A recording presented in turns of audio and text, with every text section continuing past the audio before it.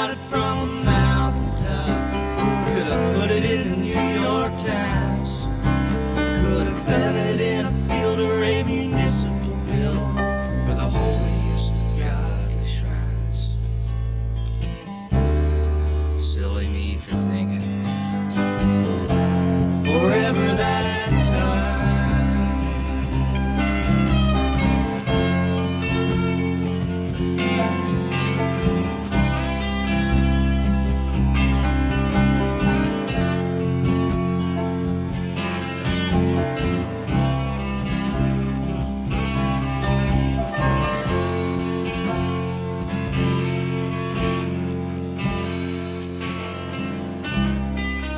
Now I've got this vision of May in my head.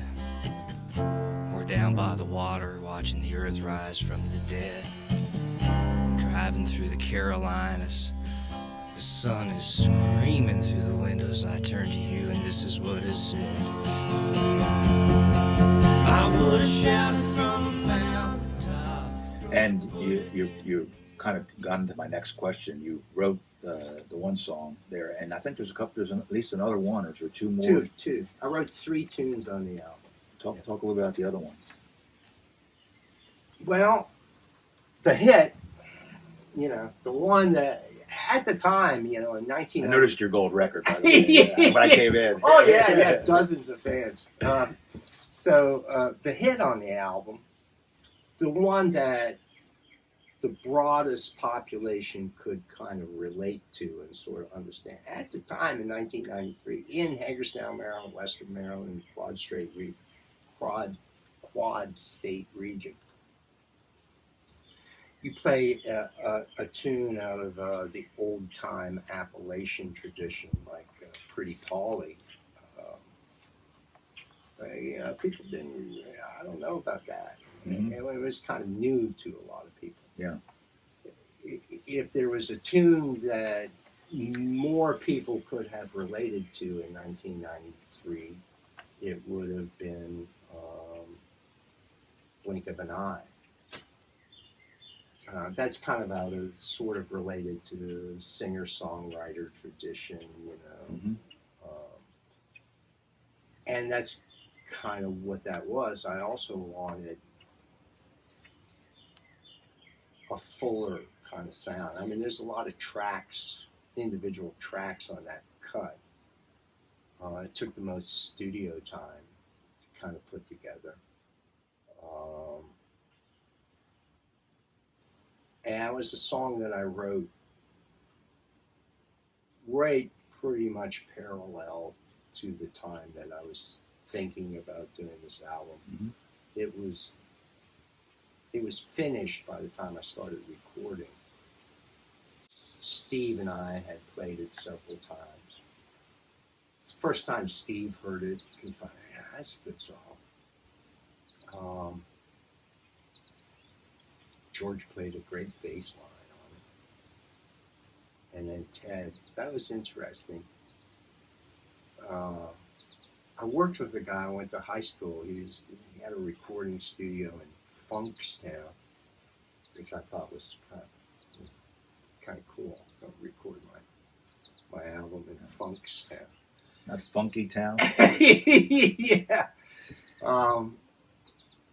And I wanted a keyboard on it, and I just didn't. I wanted the whole song, whole music, all primarily acoustic instruments. It would have been really easy to use an electronic keyboard at the time. I just didn't. I didn't want that. I wanted the sound of a real piano.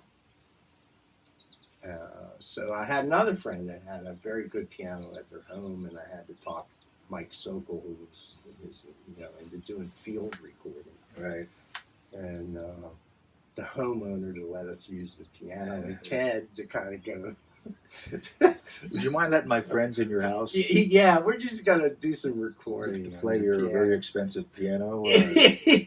They're friends of mine. It's cool. Yeah. So, I still like the song. I think it's a great song. Yeah. I very much wanted an acoustic sound. real instruments played by real people without all the razzmatazz recording technology that was available at the time. You know, there's no cuts, there's no dropping in, there's really no edits. Everything was recorded. Almost everything was first take. I forget, at one point or another I counted how many tracks were on the album. It's like 52 or something like that. There were three, I remember distinctly, there were 3 second takes. Everybody kind of came in and, you know, had a little bit of preparation of knowing what they were going to do, and they just played kind of flat out.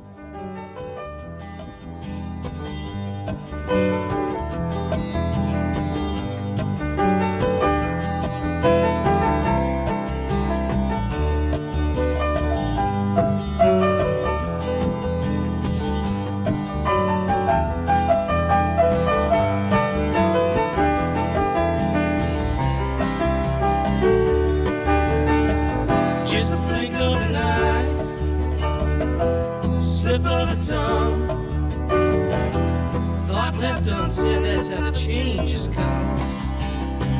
Oh, the changes come.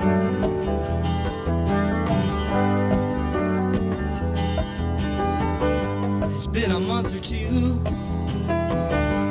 okay, maybe 3, since your heartbeat rose in a significant degree.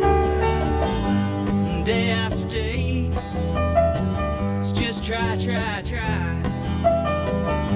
You do what you can, the thrills pass you by,